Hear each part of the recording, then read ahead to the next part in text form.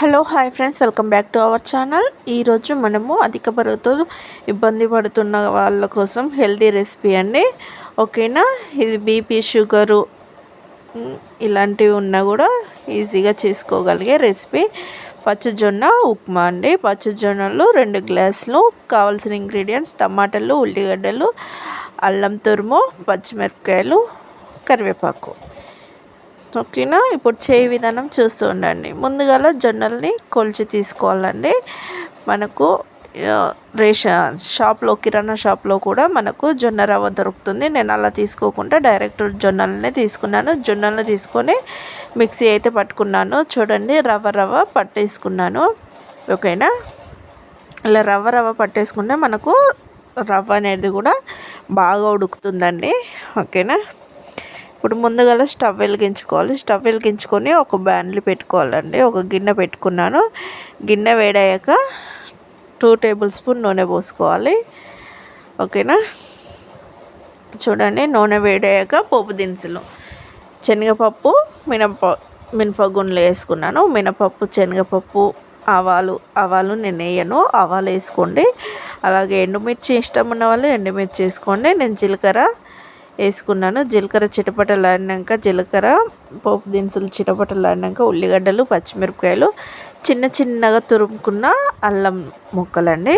అల్లం ముక్కలు వేసుకుంటుంటే మనకు తింటుంటే పంట కింద తగులుతుంటే చాలా రుచిగా ఉంటుంది. తిన్నా కొద్దీ తినాలనిపిస్తుంది. ఆ రుచి చాలా బాగుంటుంది.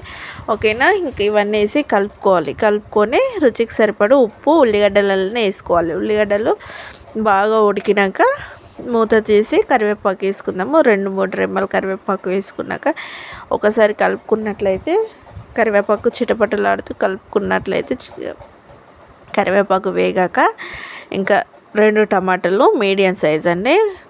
వీటిని చిన్నగా కట్ చేసుకొని వేసుకొని మూత పెట్టుకొని 2 లేదా 3 నిమిషాల పాటు వీటిని బాగా ఉడకనియాలి. బాగా మాడిపోవద్దండి. బాగా మాడిపోతూ ఉప్మా టేస్ట్ అనేది బాగుండదు. ఓకేనా, అన్నీ ఉడికించుకోవాలి. ఇప్పుడు మనము 2 గ్లాసులు రవ్వ తీసుకున్నాం కదా. 2 గ్లాసులు రవ్వకి ఒక గ్లాస్కి 3.5 గ్లాస్ చొప్పున 2 గ్లాసులకి 7 గ్లాసులు వాటర్ అయితే తీసుకున్నాను. టీ గ్లాస్ తోటి ఎప్పుడైనా మనము కొలతలు పెట్టుకోవాలండి. కొలతలు పెట్టుకొని వాటర్ తీసుకోవాలి. చూడండి, వాటరు ఇలా మసులుతున్నప్పుడు మనము మిక్సీ పట్టి పక్కకు పెట్టుకున్న రవ్వ ఉంటుంది కదా, జొన్న రవ్వని ఇందులో కొంచెం పోసుకుంటూ ఉండలు లేకుండా కలుపుకోవాలండి. ఓకేనా, ఉండలు లేకుండా మంచిగా నీట్గా నిదానంగా స్టవ్ని మీడియం ఫ్లేమ్లో పెట్టుకొని ఉడికించుకోవాలి. ఓకేనా, మధ్యలో మూత తీస్తూ కలుపుకోవాలండి. అడుగు మాడిపోకుండా. నేను స్టీల్ గిన్నె పెట్టుకున్నాను కదా, ఇందులో అయితే మంచిగా ఉడుకుతుందని ఈ గిన్నెను వాడాను. ఓకేనా, ఏ గిన్నెలోకైనా మధ్యలో తీస్తూ కలుపుకోవాలి. లేకపోతే పైన ఉడకకుండా లోపల ఉడికి